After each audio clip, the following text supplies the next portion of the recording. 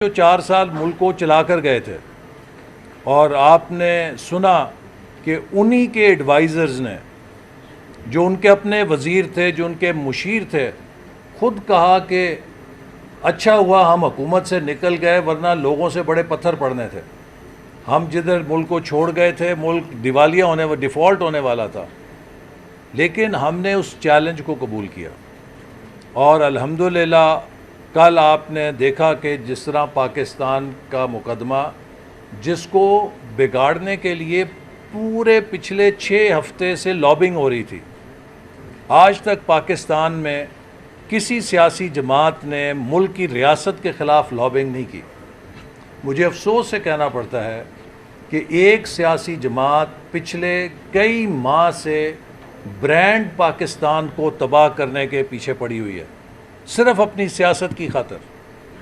آج وہ سیاسی جماعت پاکستان کو مقبوضہ کشمیر سے بھی بدتر جگہ پیش کر رہی ہے دنیا کے سامنے. اس سیاسی جماعت کی وجہ سے بھارت کی پہ جو توجہ تھی مقبوضہ کشمیر کے مظالم کی، وہ ہٹ گئی ہے اور وہ دنیا کو مبذول کر رہے ہیں کہ پاکستان میں پتہ نہیں کیا ظلم ہو گیا ہے. حد یہ کہ اسرائیل جو روزانہ فلسطینیوں کے خون سے ہولی کھیلتا ہے، وہ بھی ان کی زبان بولنے لگ گیا ہے. تو آپ خود سوچیں کہ کیا یہ کوئی پاکستانی گوارا کر سکتا ہے کہ ہم محض اپنے اقتدار اور کرسی کے کھیل میں پاکستان کے ریاست کے مفادات سے کھیلیں؟ میں نے 9 سال جنرل مشرف کے ماشاء اللہ کا مقابلہ کیا ہے. ان 9 سالوں میں نے بہت سے ایسے مظالم کا سامنا کیا ہے کہ جن کا میں شاید ذکر بھی نہیں کر سکتا، لیکن اس جد و جہد کے نتیجے میں کبھی پاکستان سے باہر جا کے امریکہ میں یہ نہیں کہا تھا کہ پاکستان کی مدد بند کر دیں، پاکستان پہ پابندیاں لگا دیں. اسی طرح بے شمار ہماری قیادت کے ساتھ اس دور میں ہوا، کبھی کسی نے پاکستان کے خلاف بات نہیں کی. جنرل ضیاء الحق کے مارشل لاء میں پیپلز پارٹی نے کوڑے کھائے، ذوالفقار علی بھٹو کو پھانسی ہوئی، لیکن مجھے نہیں یاد کہ کبھی محترمہ بے نظیر بھٹو صاحبہ نے یا پیپلز پارٹی کی قیادت نے ملک سے باہر جا کر یہ کہا ہو کہ آپ پاکستان پہ پابندیاں لگا دیں، آپ پاکستان کی امداد بند کر دیں. ہماری سیاست ملک کے اندر ہے، لیکن ملک سے باہر ہم سب پاکستانی ہیں اور ہمیں پاکستان کے مفاد کے لیے سب کو مل کر کام کرنا چاہیے تاکہ برانڈ پاکستان پہ کوئی دھبا نہ لگ سکے. لیکن اگر ہم خود اپنے ہاتھوں سے برانڈ پاکستان کو رسوا کرنے پہ لگ جائیں گے تو مجھے بتائیے پھر کسی اور کی کیا دشمن کی ضرورت ہوگی آپ کو. تو اس لیے آج ہماری کوشش یہ نہیں ہے کہ ہم اپنے نوجوانوں کو گالی گلوچ سکھائیں، ہماری کوشش یہ نہیں ہے کہ ہم ملک کے اندر نئی پولرائزیشن پیدا کریں.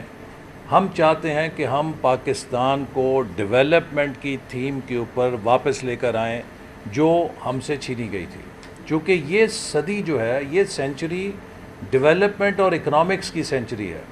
اس میں وہی ملک آگے نکلے گا جس کی جی ڈی پی بڑی ہوگی، وہی ملک آگے نکلے گا اس کی عزت ہوگی جس کا پر کیپٹا انکم زیادہ ہوگی، وہی ملک زیادہ آگے اور محترم ہوگا جس کے پیٹنٹس دنیا میں زیادہ رجسٹر ہوں گے. ابھی سویڈن کے اندر واقعہ ہوا، ہم سب اس پہ رنجیدہ ہیں. اس سے پہلے بھی ایسے واقعات ہوتے ہیں اور میں یہ بات کئی دفعہ کہہ چکا ہوں کہ ہمیں سوچنا چاہیے کہ اسرائیل جس کی کل آبادی 1 کروڑ ہے، اس کے لیے ایک اس کا بہت تقدس والا تصور ہے ہولوکاسٹ. آج دنیا میں کوئی ہولوکاسٹ کے بارے میں بات کرنے کا تصور نہیں کر سکتا.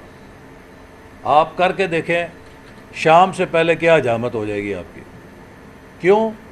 کہ انہوں نے اس کے تقدس کو نہ صرف منوایا بلکہ اپنی طاقت کو اس کے پیچھے کھڑا کیا نتیجہ یہ ہے کہ ان کے جو ایک سیکرٹ تصور ہے یا ان کی ایک سینکٹٹی ہے اس کا دنیا احترام کرتی ہے. ہم 2.25 ارب مسلمان ہیں. 1 کروڑ کی سینکٹٹی تو ایسی ہے کہ اس کے خلاف کوئی بات نہیں کر سکتا. 2.25 ارب مسلمان ہیں. جس کا دل چاہتا ہے کہ جاتے ہوئے ہمارے کسی تقدس تصور کو ایک چپت لگا کے چلا جاتا ہے. جس کا دل چاہتا ہے کہ وہ ہمیں توہین کرنا شروع کر دیتا ہے. اور ہم کیا کر سکتے ہیں؟ ہم اپنے ملک کے اندر اپنی سڑکوں پہ اپنی بسوں کو جلا کے اپنے دل کی بھڑاس نکالتے ہیں. ہم زیادہ سے زیادہ قراردادیں پاس کر لیتے ہیں. یہ کیوں ہے؟ دیکھیے اس کی وجہ یہ ہے کہ جس قوم کے پاس فکر کی اور علم کی طاقت نہیں ہوتی دنیا میں اس کا کوئی احترام نہیں کرتا. اگر ہم نے اپنے احترام کو واپس لانا ہے تو ہمیں فکر کی اور علم کی قیادت کو اور معیشت کی طاقت کو حاصل کرنا ہے. آج دنیا میں بلاکس جو ہیں وہ اس بنیاد پہ نہیں ہے کہ آپ کی سیاسی نظریات کیا ہیں. 20ویں صدی میں پولیٹیکل کیمپس تھے. کمیونسٹ بلاک تھا, کیپٹلسٹ بلاک تھا, نان الائن موومنٹ تھی. آج دنیا کی تقسیم کس بنیاد پر ہے؟ G7, G20 اور G77. اور اس گروپنگ کی بنیاد کس پہ ہے کہ آپ کی فی کا آمدنی کتنی ہے. تو لہٰذا دنیا میں اگر مقام بنانا ہے تو ہمیں خود کو اقتصادی طور پہ مضبوط کرنا ہے. ہم نے ابھی آؤٹ لک 2035 جاری کی ہے اور اس کے مطابق پاکستان کے سامنے 2 سینیریوز ہیں. اگر ہم نے بزنس ایز یوزول رکھی, یہی چال بے ڈھنگی رکھی, تو 2035 تک ہم $570 ارب کی معیشت ہوں گے. ہماری آبادی جو ہے وہ 8 کروڑ مزید بڑھ چکی ہوگی اور ملک کے اندر روٹی کے اوپر عملاً خانہ جنگی کی صورتحال ہوگی. لیکن اگر ہم نے سبق سیکھا, سیاسی استحکام قائم رکھا, پالیسیز کے تسلسل کو جاری رکھا اور محنت کے ساتھ کام کیا تو 2035 تک پاکستان $1 ٹریلین اکانومی بن سکتا ہے. اور پاکستان دنیا کے اندر تیزی کے ساتھ فاسٹسٹ ایمرجنگ اکانومیز میں دوبارہ خود کو شامل کر سکتا ہے. چوائس ہماری ہے. تقدیر جو ہے, تقدیر انسانوں کے لیے اللہ تعالیٰ نے اس کے ہاتھوں میں دے دی ہے کہ آپ کیا فیصلہ کریں گے اور کتنی محنت کریں گے, اس سے آپ اپنی تقدیر بنا لیں گے.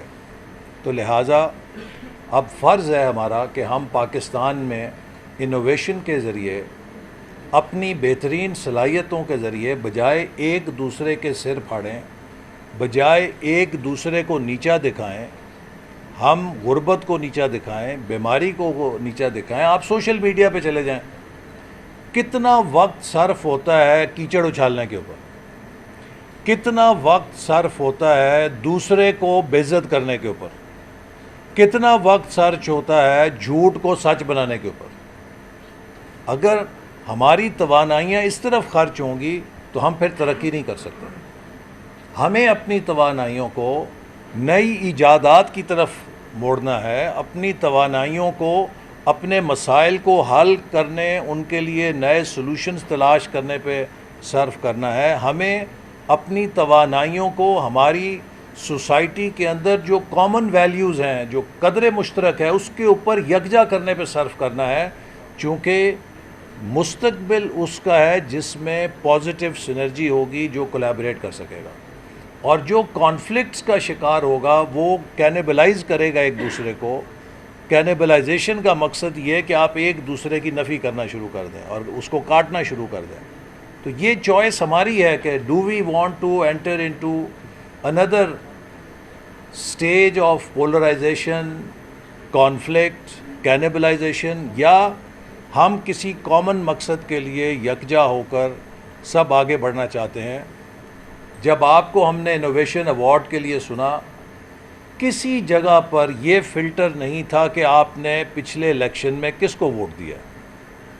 آپ سے کسی نے یہ سوال نہیں کیا ہوگا, نہ کسی نے آپ کے سوشل میڈیا کو دیکھنے کی کوشش کی ہے کہ آپ کے فیس بک کے اوپر, آپ کے ٹویٹر اکاؤنٹ کے اوپر آپ کی پوسٹیں سیاسی طور پہ کیا پیغام دیتی ہیں.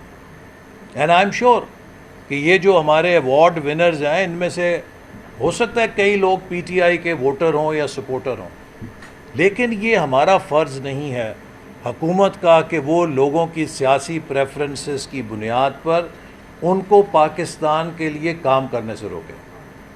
آج اگر ہم لیپ ٹاپس ڈسٹریبیوٹ کر رہے ہیں جیسے پہلے بھی کیے تھے, تو کبھی وہ لیپ ٹاپ دیتے ہوئے یہ نہیں دیکھا کہ اس میں پی ٹی آئی کا کون ہے, پی ایم ایل این کا کون ہے. اس میں صرف ایک چیز دیکھی ہے کہ میرٹ کس کا ہے, اور میرٹ کے اوپر جو بھی حقدار ہے اس کو وہ ملتا ہے اور مل رہا ہے. یہ وہ بنیاد ہے کہ جس کے اوپر آپ ملکوں کو آگے لے کے جا سکتے ہیں. آپ لوگوں کو اگر ان کے نظریات کی بنیاد کے اوپر, ان کی چوائسز کی بنیاد کے اوپر ڈسکرمنیٹ کرنا شروع کر دیں گے تو پھر اس طرح ملک آگے نہیں بڑھ سکتا. ملک تقسیم در تقسیم کا نشانہ بنے گا.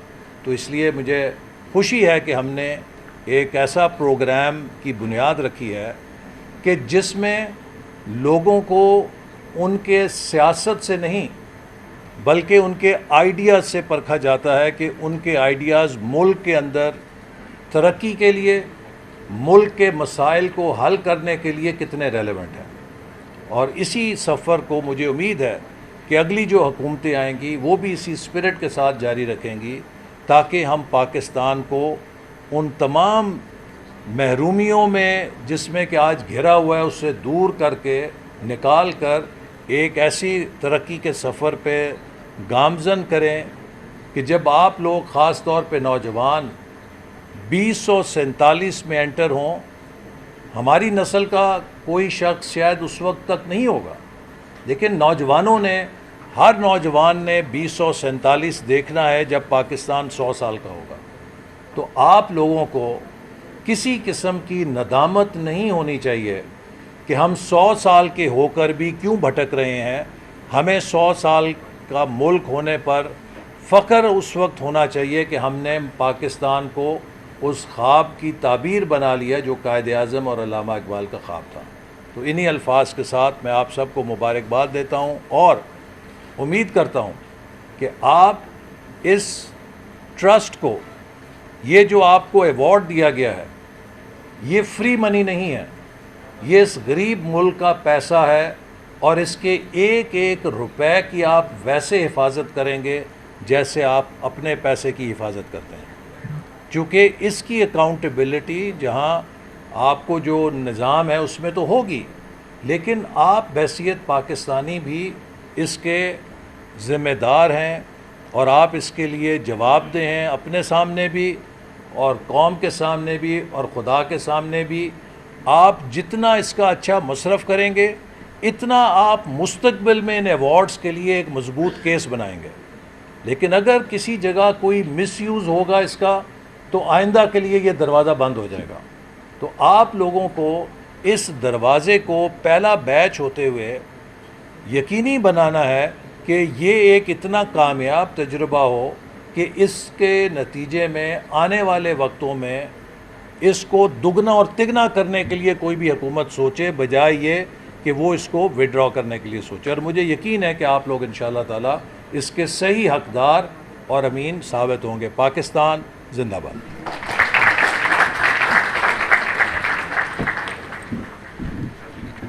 جی, ہم بڑھیں گے اس وقت تھیم سانگ کی طرف جو کہ ہم نے اس پروگرام کے لیے, اس پروجیکٹ کے لیے بنایا ہے. سو آئی تھنک آپ سب کو پسند آئے گا. Please do appreciate our effort.